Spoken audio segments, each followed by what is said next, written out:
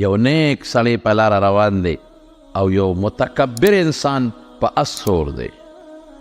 کبرجن په اس سور دی، اس هم ډېر قیمتي دی او چې په دا لاره ځي نو یو چال سره ځي، یو خلک ته څوک یو خوا منډې وایي، څوک د بل خوا منډې وایي، او د ده د انداز د دې شاه سوار د کبر دی، د لویی دی. دا نیک انسان، دا ملا صاحب، دا عالم دی ورته وایي ای برخوردار ودرېږه. هغه ته چا ویلي شو چې ودرېږه؟ هغه هم سوچ وکړه چې دا ملا صاحب د پټکي والا خیره راته ونه کي، ودرېده. څه وی؟ وی ته څوک یې؟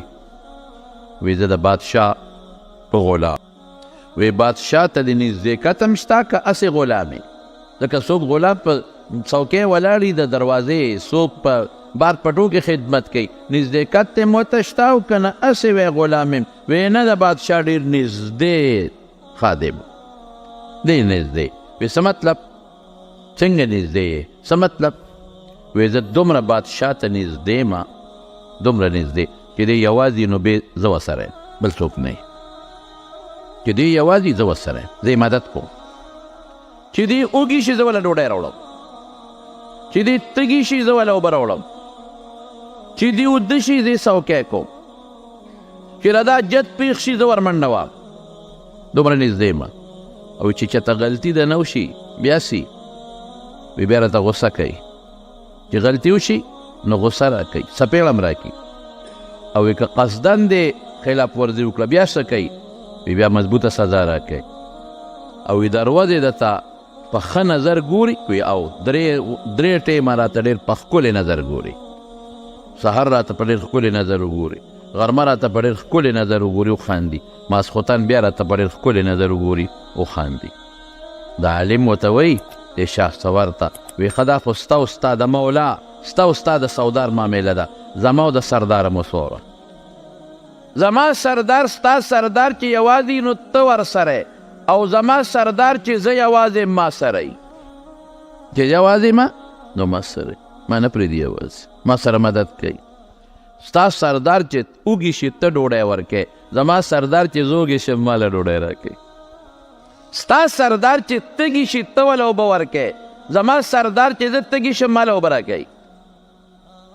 ستا سردار چې اوده شي نو ته پیره ورکوې، څوکی یې کوې، زما سردار چې اوده شم زما پیره کوي. ستا سردار ته چې حاجت پیښ شي ته وله حاجت پوره کوې، زما سردار چې ما ته حاجت شي ما له حاجت پوره کوې. ستا سردار چې تا نه غلطي وشي نو څپېړه در کوي، زما سردار چې ما نه غلطي وشي معاف کوي مې. او ستا سردار ته ته قصدن غلطي وکې او ګناه وکې سزا دله درکوي، زما سردار چې زه قصدن ګناه وکم، غلطي وکم، خلاف ورزي وکم او الله توبه، نو ما ته خاندي او معاف کوي مې. وایه ستا سردار ښه دی که زما سردار ښه دی؟ وایه خبرې کوه، ستا سردار ښه دی که زما سردار ښه دی؟ غلام اس نه راټوپ کړې او د دې نیک انسان لاس یې ښکل کړل، وی عقل دې راته وښه. واقعي رښتیا خبره ده، هو مع اینما کنتم. قرآن حکیم کې الله فرمایي چې ته کوم ځای یې زه در سره یم، د ستا نه نه جدا کېږم، د ستا مدد کول غواړم. ای بنده ما نه وغواړه. په ترمذي کې حدیث دی، نبی کریم صلی الله علیه وسلم فرمایي وی که ستاسو دا ټول مخلوق لو ان اولکم و آخرکم ورتبکم و یابسکم، وی که ستاسو دا ټول مخلوق اول او اخر، مسلمان او کافر، نیک او بد، دا ټول داسې شي که نه، دا ټول چې د دینه نیکان بل څوک نه، علی اتقى قلب رجل، د یو ډېر پرهیزګاره انسان زړی شي، خوله نه زړه ډېر زیات پرهیزګاران شي، په خوله ظاهر نه د زړه نه. وی قسم په الله، الله وی زما په ذات قسم چې زما خدای کې دونه زیاتې نشي راوستی. او که دا ټول مخلوق ټول بدعمله شي او د زړه نه بدعملي شروع کړي، دا ټول مخلوق ما نقص فی ملک شیئا، زما په بادشاهۍ کې دومره کمی نشي راوستی، زما خدای کې کمی نشي راوستی. او که دا ټول مخلوق، دا انسان او دا حیوان او دا مسلمان او دا کافر او دا ټول په یو میدان کې ودرېږي او ما نه وغواړي خو هغه څه وغواړي چې ردي سوچ او آرزو کې څه تېرېږي یو خدای چې بعضې شی ممکن یې نو راکا نه سوچ کې څه تېرېږي لکه یو سړی وایي چې خدای ماله د 2 واړه اسمانونه او دا 2 واړه ځمکې راکا چې سوچ کې څه تېرېږي ما بلغت هم چې د ده په زړه کې او تصور کې څه راځي او ما نه وغواړي او دې ټولو له زه د د سوچ او د غوښتنې په برابر ورکمه نو ما نقص فی ملکی شیئا زما په بادشاهۍ کې دونه کمې نشي راوست ولې ذلک بانی جواد السخی ماجد هر سره شته او چې زه کوم کار کول غواړم پې ستړی کېږم نه ویم کن نو فیکون شنو شي دومره لوی ذات ته چې ودې ستا حفاظت الله ویرسل علیکم حفظتا داسې فرشتې در باندې مقرر کړي دي چې ستا حفاظت کوي که دا فرشتې نه وي نو شیطان خو زموږ دشمن دی دا مولیان به ټول وجلی وو چې زه لګیم او دا خلکو بېلمازه کوم او تو ته مونځ ښیي زه لګیم او دا خلک بېدینه کوم او ته دینداره جوړی زه لګیم دا خلک دوزخ ته غورځوم او ته دوزخ نه بچ کې زه لګیم او د خلکو باندې بدعملي کول غواړم او ته ورته بدعملۍ باندې خدای خفه کېږي مه کوه زه لګیم دا خلک په حرامو کې وردننه کول غواړم چې د خدای نه لرې شي او ته ورته وایې حرام مه کوې الله پرې خفه کېږي نو د شیطان لویه مقابله خو نن زمانه کې ملا کوي عالم کوي نیکی د تعلیم ښیي ګناه نه د علم بچ کوي دا مولیان به ټول وجلی دا صالحان او دینداره تسبو والا به ټول وجلی دا دعوت والا به ټول وجلی یو به نه وپرېښي دا چې څوک بل ته نیکي ښیي دا به ټول وجلی وي چې دا زر کفر خور شي ویرسل علیکم حفظتا دا الله څوکیدارې فرشتې دي دا کار د پلار هم نشي کولی پیریان خو ته نه په پیریانو کې هم کافر هم شته او مسلمان هم شته دا کافر به لګېدلو او دا مونږ به وجلو مونږ څوک هغه دشمن چې تی نه تا سره هر څه کولی شي یرسلو علیکم حفظتا خدای څوکیدارې فرشتې مقرر کړی ستا حفاظت او چې کله وده شي الله یو سړی په بیابان مالک ابن دینار په لاره روان دی او یو سړی وده دی په یو دشت بیابان کې مار پې د پاسه پروت دی په دې سړي مار او دا سړی چې په دې خوب کې ساه والي دا مار یې د خولې ته مخامخ شي وایي دا زه ویرېدم چې خدای دا مار ټک ورنه کړي په دا خولې ونه چیچي لوی اجدها د پروردګاره وایي دا سړی راویښ شو وایي چې دا سړی راویښ شو لویه ساه یې واغېسته یو ها یې وکړل او دې مار ته یې وکتل دا مار یې ولیده بېغمه وده شو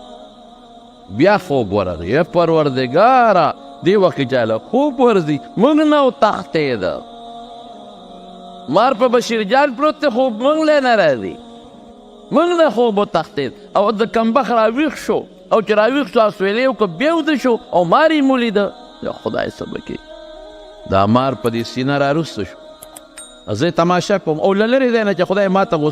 دغه ونه کړي چې دا مار راروسته شو نو دا مار د خولې نه هوا وباسي بیا هوا وباسي بیا هوا وباسي د خولې نه هوا وباسي او د سړي په دې مخ وایي ما وایي چې زهر یې پې ټول ورغورځول دا خو به تباه شي د سرمن خو به ټول اوسرسته شي او دا سترګې او پوزه خو به د ټول هر څه تباه او برباد به یا خدای زه غزارم پې نشم کولی شی مضبوط دی یارېږم هم چې دا که ورکوم خو د ده په دا خېټه غزار لګي دا سړی مړي دا به څه کېږي او دا سړی لږ ساعت پس بیا سترګې غړې کړي چې دې مار ته وګوري بیا وده شي خدای ړوند دی څه ځان خوړه کولی بسته که زه اوس وایم چې دې وتښتي د مار د دې مری نه په دې لاس سره ونیسي او ښه مدیدار اسویلي کوي په خوب کې هوا یې خیږي غرار یې خیږي او چې سترګې غړې کړي دې ته وګورې بیا غلې غوندې وده شي دا مار رو رو تېز شوی ده لاړ کوش شو لاړ کوش شو چې دا مار ترې کوش شو او د یو جاړې ته ننوته نو زه ورغلم دې سړي ته ومې ړقاو او چې مې وړقاو نو دی راپاڅېده ولې دې وړقولم ما وی د خدای ظالمه خولې موږ نه وبېږي ما نه خولې بېږي تا دا مار نه لیده چې دا په سینه دې پروت و وی دا څه شی و خدایه څه شی و مار نو تا نه لیده وی ما خو وی که زما مخ ته څوک ببوزی وی زه خو په دې لوم پوی خو ما وی څوک د خدای نیک بنده راته ناست دی او ګرمي مې شوې ده او د مخ ته مې یخه یخه واره رسئ ببو دې راته وایي ښه دا مارو ما وی او دا مار رښتیا ووایه الله څه وایي زه در سره یم، زه در سره یم، مدد به دې زه کوم. مار خو خدای پیدا کړی دی، مار نه بچ کوونکی خو د الله ذات دی. دغه مار او دغه لړم دی چې الله غواړي ټک به درکوي، چې الله نه غواړي د دې نه به دې خدای ساتي، نشي درکولی. حضرت ابراهیم علیه السلام چې کله ورته وغورځو او خدای الله مقرب پیغمبر دی او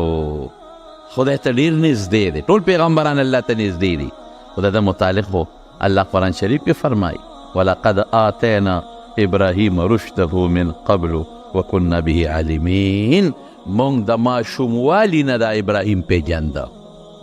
ما ولا د ماشوموالي نه هدایت په لکې اچولی. هر سړی الله ته معلوم دی، د خدای نه څوک هم غیب نه دی. هر پیغمبر ته خدای رشد د ورکوټوالي نه په لکې اچولی دی، خو دا د خصوصیت دی چې دی لا ماشوم و چې دی چا خطا کړی نه دی. دی لا ماشوم او پلار به بوتان جوړولو، ده به بوت ته ورکوله. دی لا ماشوم دی چې پلار سره مناظره کوي، بابا خدای دې کم دی،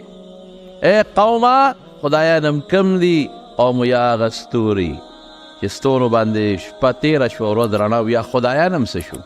چې سپومۍ راوخته هغې له ورغی چې څوک د سپومۍ عبادت کوي. ای خلکه خدای هم څوک دی؟ وایي دا هم خدای دی. دا ستاسو خدای دی چې سپومۍ رڼا ختمه شوه، یا خدای هغه رڼا هم څه شوه چې نور راوخته؟ هغه خلک چې د نور عبادت پې کو هغې ته وایي خدای مو څوک دی؟ وایي دا نور. او دا خو ډېر لوی دی، او هلکه داسې طرز پې کوي چې نور پرېوته. وایي زما هغه خدایان نه دي په کار چې د چا یو وخت کې رڼا وي په بل وخت کې نه، یو وخت کې وي او بل وخت کې نه. زما الله هر وخت موجود دی، او زما د الله رڼا د هدایت هر وخت موجوده ده، او زما د الله فیدې او رڼاګانې په بوټو کې هم ځلیږي، په اوبو کې هم ځلیږي، په نور کې هم ځلیږي، او په ستورو کې هم ځلیږي. دا د خدای د قدرت نښې دي. ماشوم دی لا پوټینی دی، پلار ولې یو ځل بوت ورکړه، پلار به بوتان جوړول، تماثیل د بوتانو ډیزاینونه به جوړول. نو پلار یې دا مطلب و آزر، څوک یې آزر یې پلار دی، څوک یې تره دی، څوک یې پلار نوم یې طارق دی بهر کې. نو هغه وایي چې زما د دې بچي دې بوتانو سره لږه مینه پیدا شي، دی خو د دې بد وایي چې لږه مینه پیدا شي. بچې دا یو ډېر ښایسته شی مې جوړ کړی دی خدای، او دا ځکه نه بازار ته یو څه خرڅ کړه، پیسې وګټه که نه بچې، چې پیسې وګټې خو ته به هم ښه شې، موږ به هم ښه شو. خوراکونه او سیل سپاټ په پې وکړو، هغه په مالوچو کې بند کړی و ډېر عجیبه انداز سره. ابراهیم علیه السلام د دې پلار په مخ کې دا بوت اوچت کړه او غېږ کې ونیوه چې دې خفه نه شي، غوسه نه شي، پرېږدې. چې بازار ته یې وړو نو خپه کې ونه پړې واچو، د ځمکې دی راوبغاو او خلکو ته اواز کوي ای خلکه څوک هغه خدای علي چې فایده چاته نشي رسولی او تاوان رسولی شي، فایده نشي رسولی. که ته دې زوی غواړې والله کېدلی درکړي، که ته ته وایې چې دې ما جوړ کړي والله که دې جوړ کړي، که ته وایې چې دې ما ته ډوډۍ راکړي والله کېدلی درکړي، که دې وایې چې دې ما نه ضرر لري کړي نو پس مچ پې کښېنې ځان نه دې لرې کړي ځه، او ضرر درکوي الله پې خفه کېږي، د ده په تقرب او په عبادت جهنم کې سزا به درکوي. نو خلکو به زر روچت که او شی به او د مونږ خدای دې د خپې نه تړلی دی، خدای دې بې خوبازه خپې نه چې څوک تړي نو هغه خدای وي. اوهو بیا د بي دې زمونږ دا خدای وکړه، دا ماشوم دی لا ماشوم. نو چې کله اور ته غورځوي که نه، او داسې اور نمرود بل کړی دی، داسې اور چې د پاسه مرغین پې پر نشي والی، او هر چا پکې خپل حصه کړې ده، او خشاک یې راوړې ده، غورځولې ده، غرغنډه ده، او داسې خطرناک اور دی چې هغوی له چل نه ور دی چې د ابراهیم پکې څنګه ور واچو. دی چې ورچې خو موږ به هم ورته ور نږدې کېږو، بابا دې اور ته به څوک نږدې شي. او چې کوم حضرت ابراهیم ور غورځوي نو الله ته فرشتې چغې کړي یا خدایه ستا دقه یو بنده دی، دقه یو، باقي ټول ستا دشمنان دي.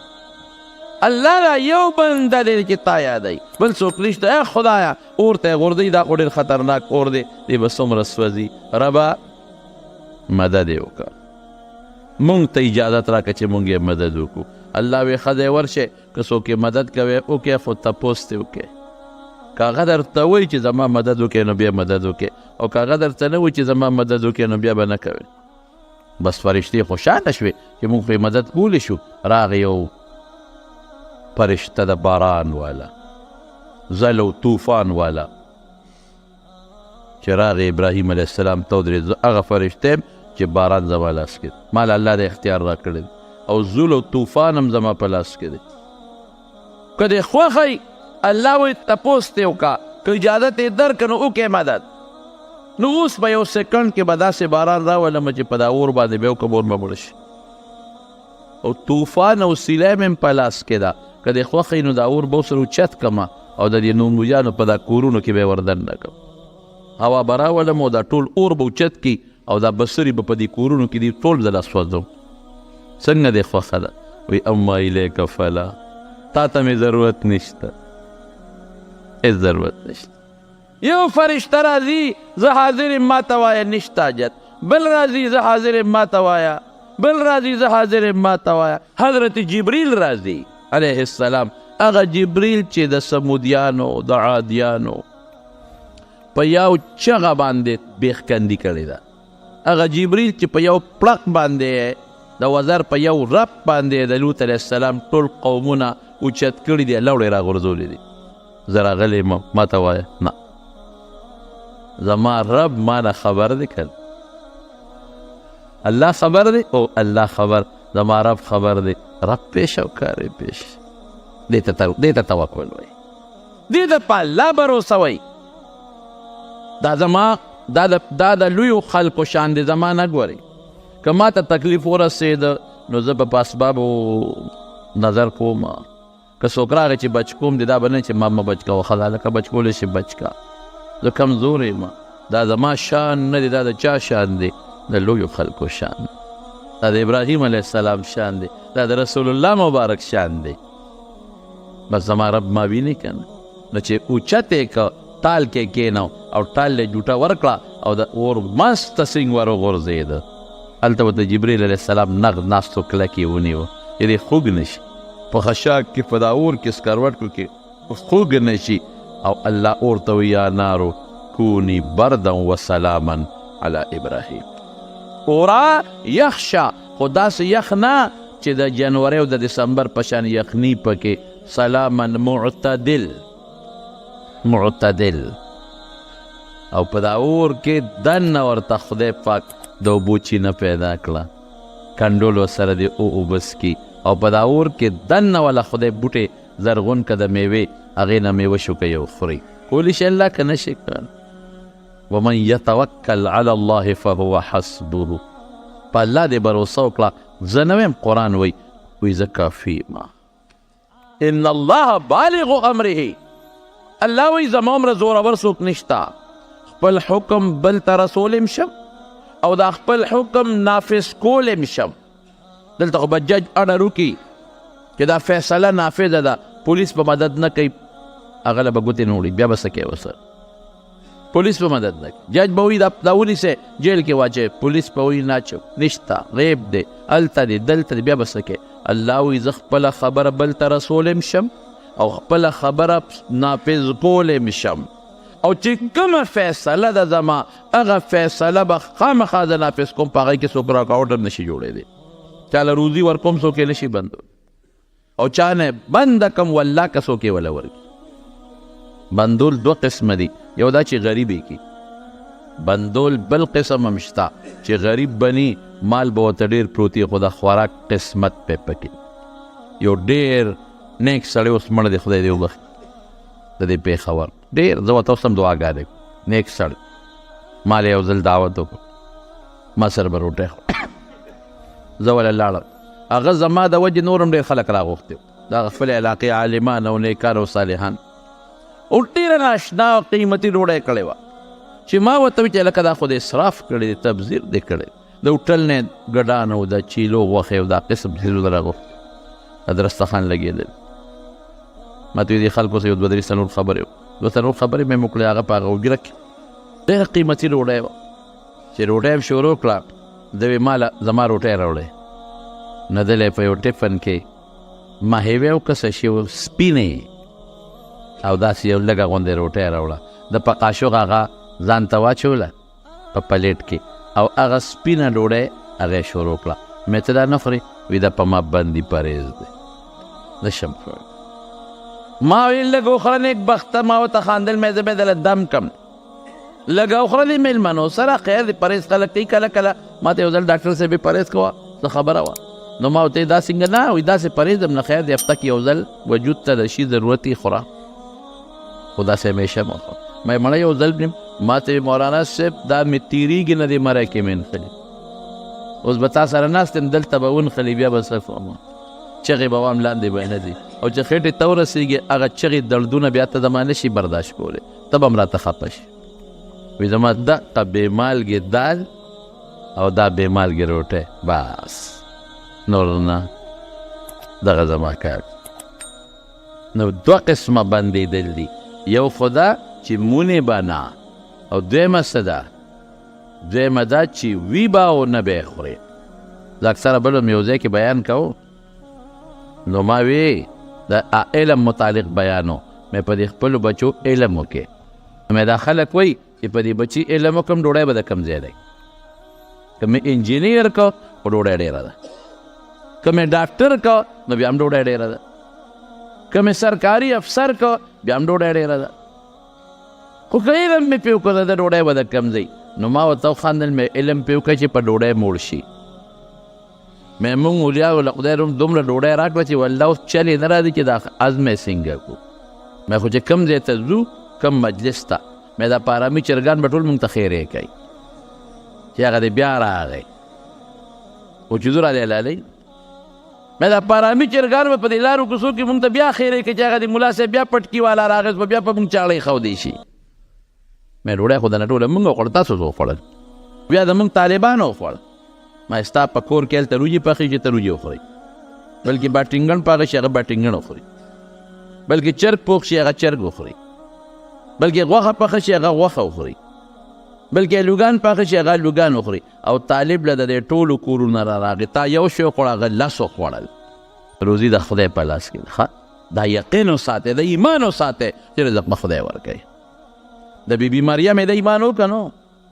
دا د پټینۍ ماشومه ده پټینۍ ماشومه زکریا علیه السلام په کفالت کې ده او زکریا علیه السلام والا کوټګۍ جوړه کړې ده او بار نه ورپسې جرنده په خپله وایي چابیانې زکریا علیه السلام سره دي پیغمبر سره او قرآن وایي زه ځانه نه ویم کلما دخل علیها زکریا المحراب وجد عندها رزقا یو ځل نه کله چې ابراهیم زکریا علیه السلام وردننه کېږي نو روزي ورسره پرته وي او مفسرین لیکي وایي په اوړي کې ورته د ژمي میوه پرته وي او په ژمي کې ورته د اوړي میوه پرته وي او زکریا علیه السلام دې تپوس کوي یا مریمو انا لکې هذا مریم دا د کمه د کمې دا روزي در راله دا خو دې شته دې وطن کې دا روزي شته دی نه او بل دا دی چې جرنده خو ما والې چابي خو ما سره ده دا د کمې راله نو زه وایم طالبانو ته وایم که ما نه دا تپوس وشي نو زه به وایم چې درباد والم به راوړي نو زه څه خبر یم خو دلته پرته ده نو پوټینۍ ورته څه وایي الله اکبر اے مریمې د کوم ځای نه دا ډوډۍ ده قالت هو من عند الله دا د الله د طرف نه او بیا څه وایي ورته ای زکریا ته خو پیغمبر یې که نه سوچ کوه ان الله یرزق من یشاء بغیر حساب الله چې وغواړي چالم نو بې حسابه روزي ورکوي حسابه روزي ورکوي سلیمان علیه السلام وایي الله ته الله هغه خو په دیوان او په پیریانو حکومت دی الله مال اجازت راکا د مخلوق لري یو کال ډوډۍ ورکوم شي ورکولی یو میاشت اجازت راکا میاشت هم نشي ورکولی یو هفتې له اجازت راکا سلیمان هفتې له هم نشي ورکولی یو ورځ له خورا ورځ هم نشي ورکولی یو وخت له خو به الله اجازت راکړي یو وخت ورکولی شي سلیمان علیه السلام خو وایي چې دا ټوله دنیا زما ده پیریان را سره دي دیوان انسانان را سره دي په هغوی د کارونه کوم په دې ټولو پټو کې به غله وکړم او دا پیریان بیا راغونډه کړي دا د چپلا خلاصولی شي دا وطنونه خو هغه زمانه کې نو سلیمان علیه السلام زمانه کې مخلوق ډېر لږ دا دومره چې څومره مخلوق نن په مخ د ځمکه خوري دا نو ډېر لږ او ټول کبان دي د دریاب وته یو شل منه مې وغورځولې دوی یې نشي خلاصولی او میږې به څونه خلاصه کړي او مارغان به څونه خلاص کړي الله وی نشي کولی وی الله اجازت راک خدر مې کوم خو الله سره پیغمبر مشوره کوي کوم ځای دعوت وکړم دریاب په غاړه وکړم د دریاب غاړه خوښه کړه په دې خیال چې د مرغانو ته هم اسانه اوبه هم اسانې دي او میانو ته به هم اسانه او قرآن حکیم کې الله تعالی فرمایي چې باد یې تابع باد به راته او په هغې به لګېده چې دا خوراک څښا نه شي او قرآن کې الله فرمایي پیریان یې تابع دي پیریان لګیا دي او د دې غرونو نه او د ځنګلونو نه میوې هم راغونډوي هم راغلی خشک او ګیاګانې هم راوړي د څارویو انتظام هم د ګیاګانې هم راجمع کړي او غلې مو کرلی شو د دنیا مخلوق او حیوانات او په دې ځنګل کې چې دا حیوانات دي دا ملال شو پاخه شو غټ غټ دیګونه دي پخېږي اعلان وشو چې سلیمان علیه السلام بدن دعوت دی او چې څومره مخلوق تی راځي به او ما تاسو ته تېره جمعه وایي چې د هغه په خبره مارغان پیدل او د مارغانو په خبره هغه پوهېده قرآن وایي هود ملا جرجک به ورسره ګرځېده په هغه به اوبه معلومولې خبرې به ورسره کولې میږو سره یې خبرې کړې دي الله وایي اواز وکړه مخلوق ته یې زه رسوم اعلان یې وکړه ای مخلوقه راشه نن زما میلمانه یې د دنیا د ګوټ ګوټ نه مارغان رالل حیوانات رالل هر چا ته خپل خپل خوراک پروت انسانان را جمع شو الله دې کبانو سره څوک اواز وکړه دوی به هم درته راشي چا نه شروع کړم الله دې کبانو نه مخکې شروع کړه اواز یې وکړی د دریاب کبانو د سلیمان پیغمبر زما د اواز واورئ او راشئ تاسو زما میلمانه یې مطلب یې دا و چې دا کبان به د دې دریاب غاړې ته راشي زه به یو لس شل منه ور وغورځوم دا ډېره ده چې څنګه یې اواز وکړه یو کب را خطا شو او دریاب غاړې ته راورسېد او چې راورسېد خولې اوچته کړه او لکه د قینچې یې کوله وکړه او یو جام یې د خوراک د هغه ډېرو په یو طرف کېښوده او بل یې په بل طرف کېښوده او چې قف یې ورکړه ټول یې په یو قپ الواق کړل ختم هغه خوراک او ګیاګانې او هر څه الواق تېر کړل سلیمان علیه السلام حق حیران پاتې شو خدایه دې تاسو اخوندې بلا ده ټول شی خو دو واو دا به څه کېږي دا دومره مخلوق مې راخو ملامته به شم د انسانان به څه وایي مارغان راغلي دي خرق ویان راغلي دا څه په جنجال وړېدم نو سلیمان علیه السلام هغه کب ته وایي ای کبه هر شی ټول مال خو تا کم بخته خلاص کړ شخوندې پې مو نه وم دا نور مخلوق به څه کوي او ته څه وایي وی ښه میلمه ته څوک دا خبرې کوي میلمه هم خدای ته وګوره نو میلمه هم دا لوبه کوي ټول درستخان دی وله جارو که که بشیر ډېر هم خوري خو داسې خو هم نه کوي که نه چې ټول هسې راجارو کوي څه خو بل ته پرېږدي که درستخان دی غوړ جارو که سلیمان علیه السلام هم ملامته شو چې واقعي دی خو دې وخت کې د ما میلمه دی دا خبره خو ماله نه وه په کار کب ورته څه وایي وی سلیمانه نار دې پرېښودم و د نر بچیا نار دې پرېښودم روزانه رب العالمین دا چې څونه مې وخوړه دا دوه نوړی راکوي نن یې تا ته وسپارلم نو یوه دې راکړه وایي که نو اوس روزي د چا په لاس کې ده الله په لاس یو سرکاري افسر را روان و د کوټې نه جسته راوخت جسته نو ماشوم بچې ورسره دی ښځه هم ورسره ده واړه ورسره دي نو لاس کې ورسره نینې دي نو دا ماشومان خو په دې نینو لوبې کوي کله داسې ولي کله داسې ولي نینې خولې ته ویشتې را ویشتې لوبې ټوکې کولې تاسو چې یو نینا پوزې ته لاړه چې پوزې ته نینا څنګه لاړه ماشوم ورپسې ګوتې کړی نور اوچته شوه هغه ماشومان خو پوهېږي نو ګوته پکې واله نور اوچته شوه ماشوم چغې کړې پلار ته وایي بابا دی کې مې نینا ونښته چې خدای دې سره څوک و ماشوم په ژړا دی اوس پلار یې سوچ وکړو چې اوس واپس ځما ډاکټر له نوم وخت پې لګي ټکټ مې هم تیار دی زه له دې نه نه مري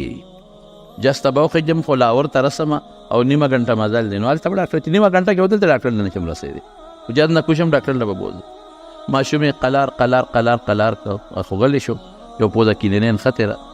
جسته وخته جد لاهور دې کوشو کور ته لاړ سامان اوس کور کې کېدم چې دا ماشوم اوس ډاکټر ته ورسوم او چې څنګه کور ته لاړه او سامان اږدي نو کور کې د ماشوم انټوشې وکړه چې انټوشې وکړه انینه دې لاندې پرېوته هغه دی نه چرګې را منډه کړه چې ټک شو هغه نینې اوچته کړه ویې خوړه زه وایم الله د کوټې نه نینا هغه چرګې له په کم ځای کې راوست د ماشوم په سپېمه کې دی وله مقرر کړې وه چې دا نینه به خوري د کوټې نینه ده او دې ټیم کې به یې خوري نیمه ګنټه پس به یې خوري ګنټه پس به یې خوري وروسته به یې نه خوري او په کومه کارخانه کې وله راوړله په پوزه کې وله راوړه کمه درته وویل حضرت ابراهیم ادهم د بلخ بادشاه دی، د بلخ اوده دی اوده او خوب ویني چې د محل د پاسه یو سړی ګرځي. دی ورته ویل لکه دا دلته څه کوې؟ څوک یې؟ وایي زه خو ما نه اوښ نوک شوی دی ګوره. وی اوښ خلک په دشتو بیابانونو کې ګوري او ته دلته دا خو د بادشاه محل دی، دی کې اوښ ګورې؟ هغه ورته وایي ښه دلته اوښ نه دی په کار چې وګورم. وایي نه. نو وایي ته څنګه خدای په محلاتو کې ګورې؟ خدای په محلاتو کې نه میلاویږي. یاره خوب چې راپاسېد سوچ کې پرېوته چې واقعي زه خو لګیم الله یادومه خو دلته کې خو ماته بلا عیش و عشرت دی، وینځي دی غلامان دی ومنډې دلته کوم دی خدای یادېږي. سار ناستې په خپل دغه باندې تخت باندې یو سړی راغی او سړی دونه مهیب و هیبتناک و چې چا لار کې رکاوټ جوړ نه شو. نیغ راغی ابراهیم ابن ادهم ته مخامخ ودرېد. هلکه څوک یې؟ دا چا را پرېښوده؟ دا څنګه نیغ راغی؟ سړی ورته وایي زه خو مسافر یم د هوټل ته رالم یو شپه دوه پکې کوم. د سری ته راغی او ته دا خو سری نه ده، دا خو د بادشاه محل دی، ته ماشوم یې، ته سری نه پېژنې، دا خو د بادشاه محل دی. سړی ورته وایي ښه ستا نه مخکې دلته څوک ناست و؟ زما پلار. د هغه نه مخکې دلته څوک ناست و؟ فلان کې. د هغه نه مخکې دلته څوک ناست و؟ فلان کې. نو چې دومره خلک په یو ځای تېر را تېر شي نو هغه سړی هوټل نیسي. سړی غیب شو لاړ. یاره پوه شو ابراهیم ابن ادهم چې دا بېګانې خوب او دا واقعه دا خوار سما ته ورود. بس پټ په پټ یې بادشاه پرېښود او لاړو تخته لګیا دی. او ګورې دا صرف صوفي نه دی، عالم دی. ښه په ترمذي شریف کې د امام ترمذي د کتاب راوي دی. دا صرف نه راځي ګنې صرف صوفي دی لاس کې تسبیح دی، صوفي هم دی، نیک هم دی، صالح هم دی، ورسره عالم هم دی. امام ترمذي په خپل کتاب کې په یو سند کې راته ذکر کړی ابراهیم ابن ادهم عالم دی لوی، ناف سره دریاب په غاړه الله یادوي او دا رعیت او دا ټول ورپسې ګرځي. نو چا پیدا کړي یو شپونکي لیدی و، هغه ورته وایي چې هغه زموږ بادشاه خو هلته دریاب په غاړه ناست دی. دوی ورپسې لاړل چې لاړل دی اوس غریب لګیا دی، یو زوړ څادر ورسره یو ستن ورسره دا پې ګنډي. اوهو مونږ خو وایي چې زموږ د بادشاه دماغو کې فرق راغلی دی. مونږ وایي چې عمل کړی کوم خوا لاړی وګوره دماغو کې فرق راغلی دی. دریاب په غاړه ناست دی او ځان له زوړ څادر په سترګې ګنډي په ستن ګنډي. بس هغې وایي په دې سوچ کې دی چې د چاته علاج به حکیم ډاکټر ته به ښایو څه به کوو چې رالل خبرې ورسره شروع کړي څه کې یاره ما بس خدای ته وګورې پرېږدې زه خپل کار کوم بس ما اوس باقي الله ته پرېږدې د خپل رب. سړی خو پوه شو نو ورته یې وایي دا ته څه کې خورې څه دلته څکې څه دلته د ژوند څنګه دی؟ ابراهیم ابن ادهم استن راواغېسته او دریاب ته یې ورغورځوله. وي تاسو خو مې بادشاهي ده که نه؟ وي دا ستن را راوباسئ. هغې پوه شو چې سړی لیونی دی. ستن دریاب ته وګورې چې پلار به راوباسي. وایي دا به څوک راوباسي کاکاجي حضرت ما به دولت دا څوک رستی شي؟ وایي دا الله رستی شي که نه. اواز یې وکړه ای د دریاب کبانو لاندې یو ستن مې وغورځوله هغه راته راوباسئ. یو ړون کب د ړون او ستن یې په دا خوله کې نیولې ده او غاړې له یې راوویسته او د دې راوچته کړه. وایي هغه بادشاهي مې ښه وه که دا بادشاهي مې ښه ده؟ او یو ځل وی په یو جومات کې ماسخوتن ورلم مې چې ده به د جومات کې شپه او که مسافر خو اکثر په جوماتونو کې شپې کوي او زموږ علما کرام هم لیکي چې جومات کې معتکف شپه کولی شي، مسافر شپه کولی شي. وګوره دې زمانې مسافرو ته خیال ساتئ ښه. مونږ یو ځل جومات کې یو مسافر راغی نو ما چاته وي یو بړستن تولی وله راوړی، مسافر دی، هغه وله بړستن تولی راوړه. سهار چې راغلو نه مسافر و نه بړستن و نه تولی و،